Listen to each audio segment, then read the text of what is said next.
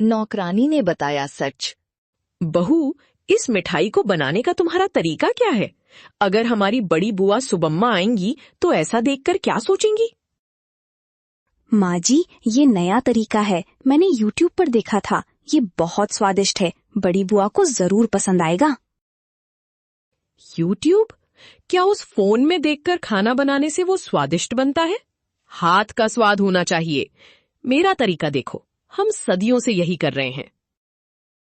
समय बदल गया है माँ जी, नई चीजें भी आजमानी चाहिए। सुब्बम्मा बुआ भी नयापन पसंद करती हैं। तुम्हें मेरी बुआ के बारे में कैसे पता? मैं उन्हें अपने जन्म से देख रही हूँ। उन्हें पारंपरिक तरीके ही पसंद हैं। पास में बर्तन धो रही नौकरानी येलम्मा उनकी बहस को चुपचाप देख रही थी, अपने होठों पर एक छोटी सी मुस्कान छिपाए हुए। वाह, अच्छी खुशबू आ रही है। क्या बना रही हो लावण्या?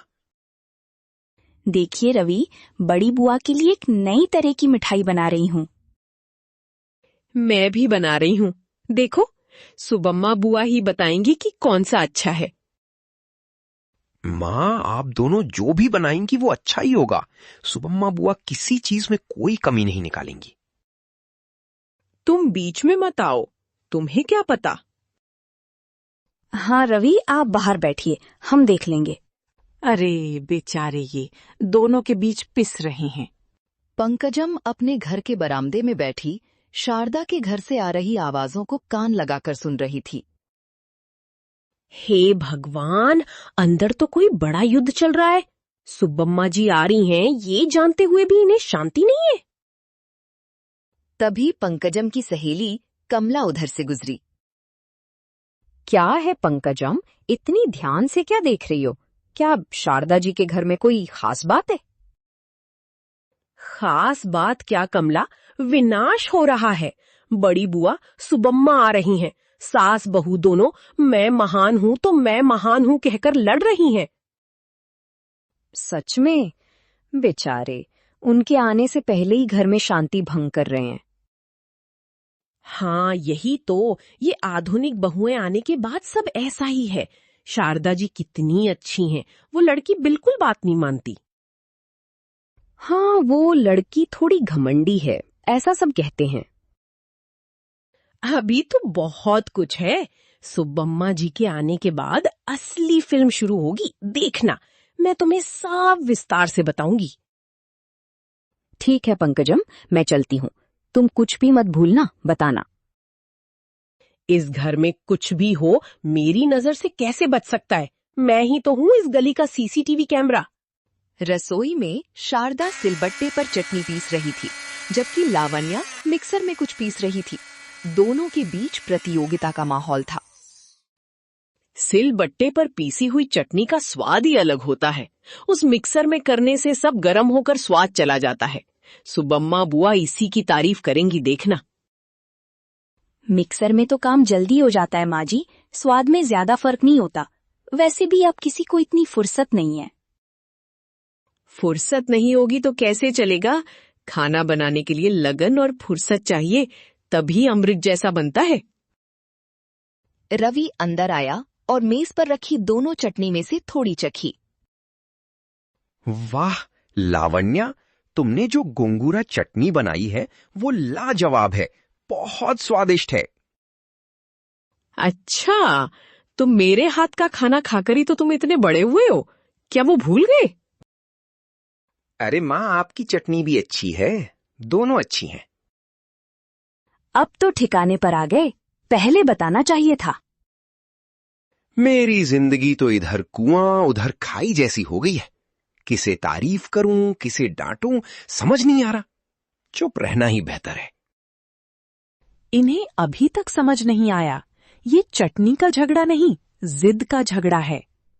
सुब्बम्मा के लिए तय किए गए बेडरूम को लावण्या और शारदा मिलकर सजा रही थी। माँ जी, इस दीवार पर एक डिजिटल फोटो फ्रेम लगाएं तो अच्छा रहेगा। हमारे परिवार की सारी तस्वीरें एक के बाद एक आती रहेंगी। बड़ी बुआ खुश होंगी। हमें उन चमकने वाले डिब्बों की क्या जरूरत है? ये देखो, ये पुरानी शादी की तस्वीर लगाओ, इसमें वो कितनी सुंदर दिख रही हैं, देखो। उन्हें पुरानी यादें बहुत पसंद हैं। ये बहुत पुरानी हो गई है माँ जी, रंग भी फीका पड़ गया है, नया सोचते हैं। पुरानी है तो उसकी कीमत ज्यादा है। तुम्हारी आधुनिक चीजों की वो कीमत कहाँ? रवि कमरे में आया। उसने उन दोनों के बीच के तनाव को देखा। क्या हुआ माँ, सब ठीक है? क्या ठीक है बेटा, मेरी बात तेरी पत्नी सुने तब ना। वो कहती है कि उसकी बात ही वेद है। मैंने जो कहा वो भी तो एक अच्छा विचार है रवि। आप बताइए कौन सा अच्छा लगेगा? दोनों अच्छे हैं। एक काम करते हैं, एक दीवार पर फोटो फ्रेम और दूसरी दीवार पर पुरानी तस्वीर लगाते हैं। अरे, तुम्हारी बुद्धिमानी काफी है। एक ही कमरे में दो चीजें, ये कौन सा तरीका है? देखा, आपकी मध्यस्थता ने समस्या को और बड़ा कर दिया। हमें अकेला छोड़ दीजिए। इस घर में शांति समिति का अध्यक्ष होना सबसे मुश्किल काम है। सुब्बम्मा के आने से कुछ समय पहले घर का माहौल गर्म था। एक बड़े गमले को कहाँ रखना है, इस बात पर शारदा और लावण्या के बीच बड़ी बहस हो रही थी। इस गमले को यहाँ दरवाजे के पास रखेंगे तो लक्ष्मी का वास रहेगा। नहीं माँ जी, खिड़की के पास रखेंगे तो उसे धूप मिलेगी और फूल और अच्छे खिलेंगे। फूल खिलना महत्वपूर्ण नहीं है, घर की सुंदरता महत्वपूर्ण है। सुंदरता के साथ पौधे का स्वास्थ्य भी महत्वपूर्ण है ना? उन दोनों की बहस चरम पर पहुंच गई। रवि उनके बीच में आया। माँ, लावण्या, कृपया रुक जाइए। एक गमले के लिए इतनी लड़ाई? कहीं भी रखेंगी सुब्बम्मा बुआ देखकर खुशी होंगी। तुम्हें नहीं पता, तुम बिल्कुल दखल मत दो। हाँ, हर बार आकर झगड़े को बड़ा करने के अलावा आप कुछ नहीं करते। हे भगवान, मुझे छोड़ दो। मैं तुम दोनों के बीच बलि का बकरा बन गया हूं। उसी समय येलम्मा हाथ में चाय की ट्रे लेकर वहां आई। उसके चेहरे पर कोई भाव नहीं था। हे भगवान, बेटे को भी नहीं छोड़ रहे। ये बात तुरंत कमला को बतानी होगी। सुबम्मा जी के आने से पहले ही घर रणभूमि बन गया है। अब बताओ, मैं जहाँ कह रही हूँ वहीं रख रही हो या नहीं? बिल्कुल नहीं रखूंगी, उसे वहीं छोड़ दीजिए। हॉल में सन्नाटा छा गया। शारदा और लावण्या गुस्से में एक दूसरे से दूर बैठी थीं। रवि असहाय होकर उनके बीच खड़ा था। यल्लम्मा धीरे धीरे उन्हें चाय के कप दे रही थी। माँ, चाय लीजिए। वहां रख दो। आप भी लीजिए माँ जी। ठीक है। चाय के कप रखने के बाद यल्लम्मा बिना गए वहीं खड़ी रही। सबने उसकी ओर आश्चर्य से देखा। एक बात कहूँ माँ, अगर बुरा न माने तो? क्या? ये घर एक बगीचे जैसा है माँ। आप बड़े पेड़ हैं, बहू एक नया पौधा। एक छाया देता है, दूसरा सुंदर फूल खिलाता है। लेकिन आप दोनों एक दूसरे से मुकाबला कर रही हैं। हम मुकाबला नहीं कर रहे हैं। नहीं माँ जी, आप देख रही हैं कि सुब्बम्मा जी आकर किसकी तारीफ करेंगी, लेकिन माली आकर एक पेड़ की तारीफ नहीं करता माँ। जब पूरा बगीचा अच्छा होता है तभी तारीफ करता है। आप दोनों मिलकर रहेंगी तभी ये घर सुंदर दिखेगा, तभी वो भी खुश होंगी। यल्लम्मा के शब्द सीधे उनके दिलों में तीर की तरह चुभ गए। शारदा और लावण्या दोनों चुपचाप एक दूसरे के चेहरे में देख रही थीं। उनकी आंखों में गुस्से की जगह शर्म और आश्चर्य दिख रहा था। इतने दिनों से जो सच में नहीं कह पाया, यल्लम्मा ने कितनी आसानी से कह दिया। मुझे भी ये सूझा नहीं। कुछ देर की चुप्पी के बाद लावण्या धीरे से उठकर गमले के पास गई। माँ जी, आपने जैसा कहा था, हम इस गमले को दरवाजे के पास ही रखेंगे। वहीं ये सुंदर लग रहा है। अब मेरी बात याद आई। सुबह से तो खिड़की के पास रखने की बहस कर रही थी। लावण्या, देखा माँ को पसंद आया, वहीं रहने दो, झगड़ा शांत हो जाएगा। मैं झगड़ा शांत करने की ही कोशिश कर रही हूँ। तभी पड़ोस की पंकजम अपनी सहेली कमला के साथ अंदर आई। वहां का माहौल देखकर उसकी आंखें चमक उठीं। क्या है शारदा, सब इतना शांत क्यों है? बहू ने कोई नया नाटक शुरू किया है क्या?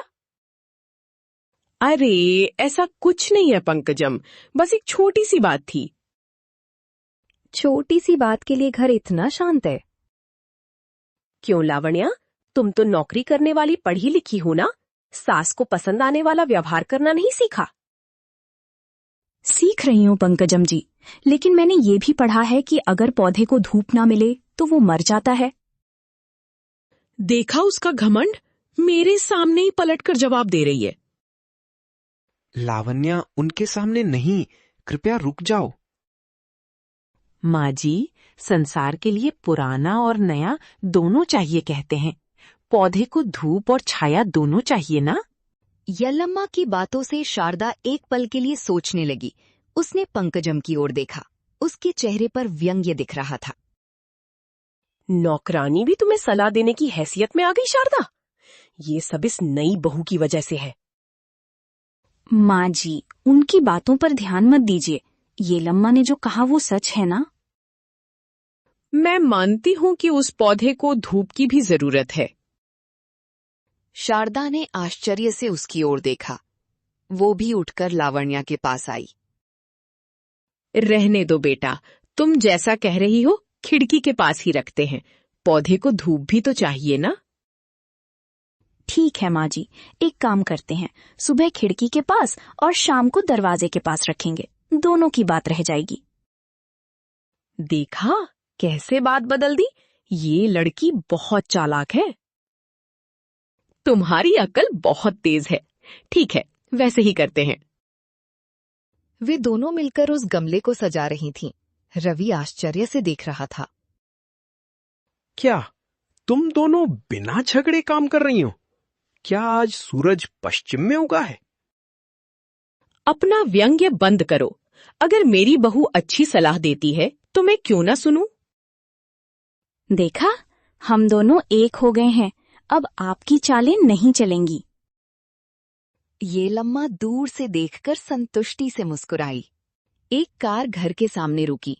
उसमें से सुबम्मा उतरी। शारदा और लावण्या दोनों मुस्कुराते हुए उनका स्वागत करने के लिए आगे बढ़ी। आओ बुआ, आओ। यात्रा अच्छी रही? नमस्ते बड़ी बुआ, आइए अंदर आइए। सदा सुहागन रहो बेटी। तुम दोनों मिलकर सामने आई हो, बहुत खुशी हुई।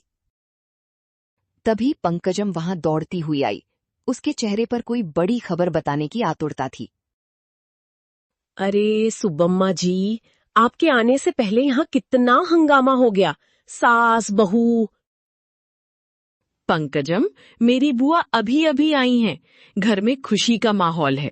अपनी पंचायतें बाद में रखना। शारदा के कठोर स्वर से पंकजम का चेहरा उतर गया। वो कुछ भी बोल ना सकी और वहां से चली गई। उसका तो ऐसा ही है।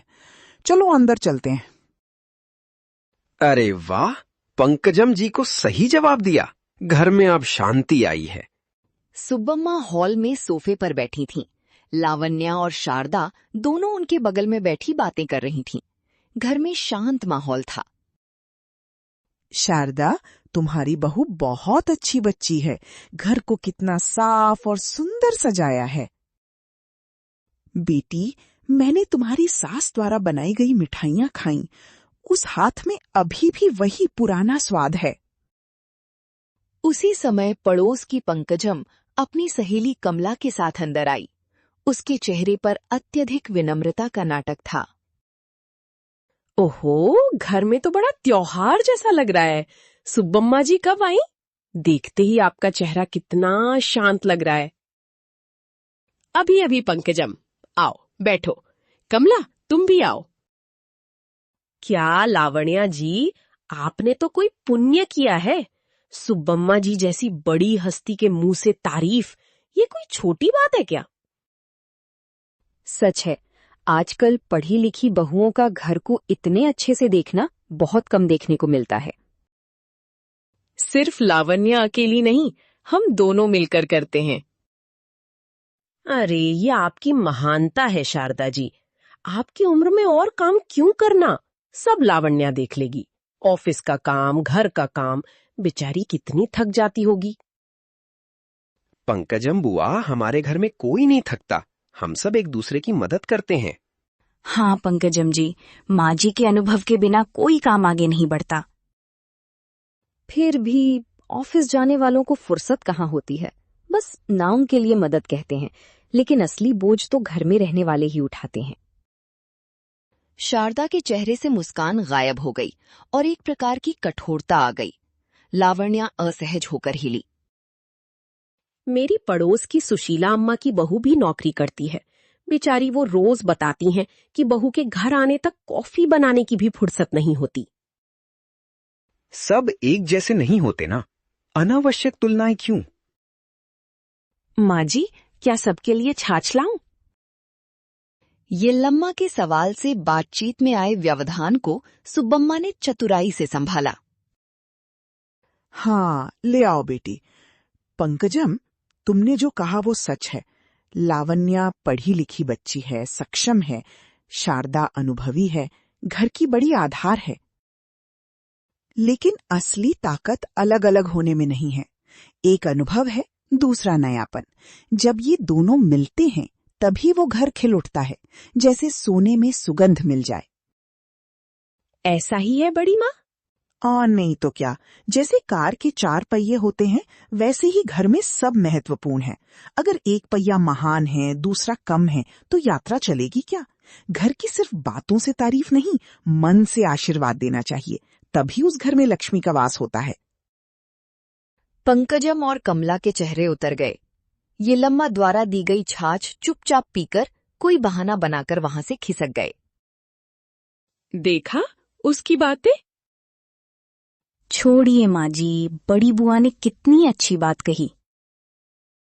एक की तारीफ करने पर दूसरा ईर्ष्या न करे। दोनों खुशी से हंसे।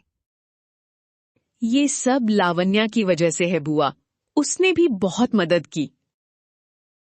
माँ जी की देखरेख के बिना मैं कुछ नहीं कर सकती। देखा, घर के काम, कठिनाइयां हमेशा रहेंगी, लेकिन जब तुम दोनों ऐसे मिलकर उन्हें बांटोगी तभी घर स्वर्ग बनेगा। तुम दोनों को ऐसे देखकर मुझे बहुत खुशी हो रही है। सुब्बम्मा ने उन दोनों के सिर पर हाथ रखकर आशीर्वाद दिया। रवि उस दृश्य को देखकर अपनी आंखें पोंछने लगा। सच है सुब्बम्मा बुआ, मुझे आज असली खुशी का मतलब समझ आया।